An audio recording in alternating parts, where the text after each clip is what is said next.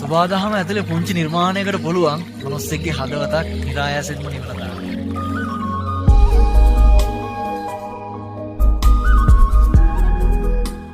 මේ තියෙන්නේ ඔයගොල්ලෝ මේ පොයින්ට් එක. හවසට මාර්ග ලස්සනක් තියෙන්නේ. මත් අනිවාර්යයෙන්ම නෝරේනෝන මග නොහැරම යන්න ඕන තැනක් තමයි මෙතන. ඉතින් හවසට යන්න පුළුවන් නම් මාර්ග ලස්සනයි.